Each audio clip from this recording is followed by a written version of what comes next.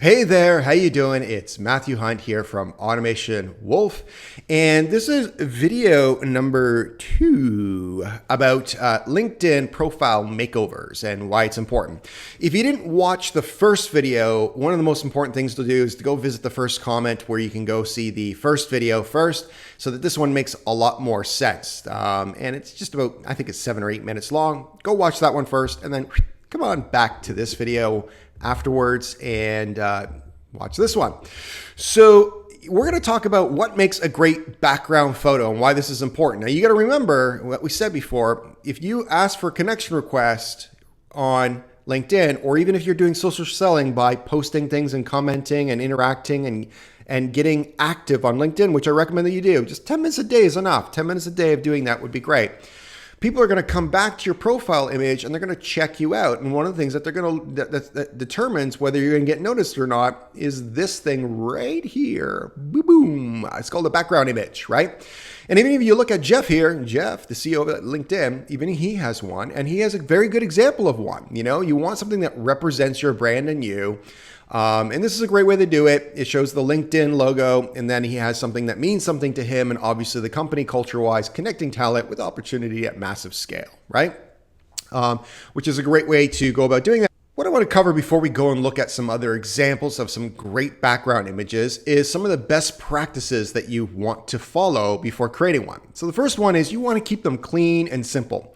Honestly, most of the time, you don't need anything. If it can ideally be you speaking on stage to give you some status, that's the perfect one, right? Or just you in a meeting, but ideally it should be you. Put yourself, make sure there's good lighting. It's a great shot. This is really important to invest in a really good photographer where you can get great headshots and some great candid shots that are there. And if it's just you that's there, I recommend that that's the best one, the most subtle one to do. But I'm going to show you some other ones that go a little bit further and get a little bit more into, being really crystal clear about who you are, who you help, and how you help. All right.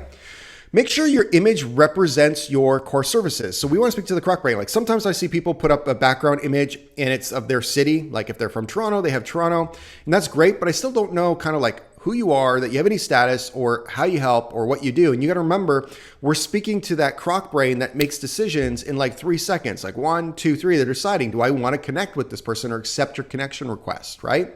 And they're deciding, do I want to read more or not? And it's such a big part on your LinkedIn profile above the fold. You got to get this right. So for example, if you were like a videographer, well, guess what? There should be you and a camera or you shooting. Like if you have a video company, put that there, right? Don't put the city background. Put something that represents what it is that you do. If there's an image or something that clearly, just like they say, an image is 1,000 words, figure out what that image needs to be. All right. Use few words because it's very hard for us to read it. And if you are going to use words, make sure that the words are at the very, very top or to the right, because what happens is on the mobile devices, your profile image goes to the middle of the header image. And if you have words there, a lot of times you can't read it, or sometimes people write so many different words, you can't read it or understand what is going on. And so you got to keep it really, really simple if you're going to use words, and try to use as few as possible.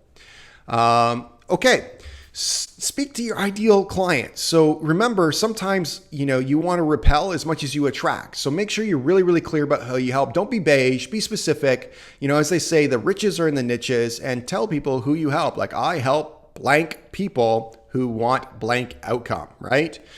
And include your value prop. That's what we talked about before if you're going to put it in your headline.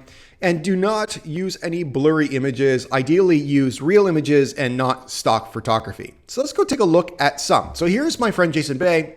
Dude is super smart, super savvy on LinkedIn and doing prospecting. And as you can see this is a great clean header image. It's a great photo of him, but at the top it says here, we prospect for and train B2B sales reps, SMBs, and nonprofits at blissfulprospecting.com.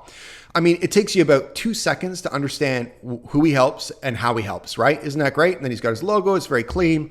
This is a great example of how to do this. Of course, we expect Melanie to have a great one because she's a LinkedIn expert. Personally, I want to pull this one out. I think she's great, but I do find it a little bit cheese doodly. Okay. And what I find cheese doodly is the Photoshop part. I don't recommend that you do that where you Photoshop yourself speaking with a crowd that's there. You want it to be a candid, real shot. Nobody really, buys into this stuff, but what's good about it is that it's really clear about what she does. She's a keynote speaker, a LinkedIn expert, and socially selling speaker and trainer. It does show her speaking. And she has a book there that says LinkedIn Unlocked. So it gives some positioning of her having status, and it's very clear about who she is, how she helps, and what she's an expert at. So that part is bang on. The one thing I would give some feedback on is let's not do the Photoshopping type stuff too much. It's a little too cheese doodly, in my opinion. But again, it's just my opinion, right? At the end of the day, I want to be clear about this. Just because I say they do it this way doesn't mean you have to do it this way. I've seen a lot of different people do it a lot of different ways, and you got to do what's right for you and your brand, and your personality. There's a lot of ways to get to 100. If the goal is 100, right? Well, you know what? You can do that with 50 plus 50, or you can do that plus 25 and 25 plus 25 plus 25. You can also do it 33 times 3 plus 1. You do your math the way you want. At the end of the day, these are just some of the best practices. Here's one here. Here's one of my clients, and I think this one's great. He had obviously nothing before Adam here, but you can see here, obviously he does video, helping companies drive sales with impactful videos. And there's his URL. It shows that his videos, great headshot, right? Good headline. This stands out right away. We get this in 3 seconds, boom, right? Sally, great, nice, clean. She's got a quote from herself, great headshot. Here's one, Drew. Again, Humi, great brand. This is also nice and clean. Another variation of doing a great image. These are all excellent versions. Casey as well too. Great job, right? He obviously does the mobile billboards. It's really clear. You can see the truck wrap mobile billboard right there, an example of it. It gives a value prop. It has the domain right there. Great headshot. Another one of my clients, excellent. This is perfect way of setting this up so that you have a great background. So like I said, you've got about 3 seconds to be able to get someone's attention, when you do this, and the background image is a big part of it. So that's the end of this particular video.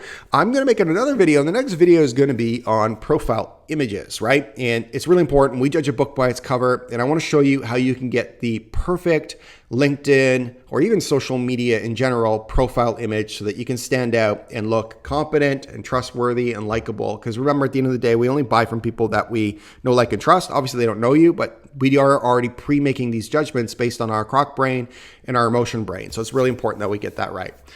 Hopefully this was useful. If this was useful for you, be sure to comment below and support the video by liking it. And if you want to add to the conversation, feel free to do that. And I look forward to seeing you in the next video. This has been Matthew Hunt from Automation Wolf. Bye for now.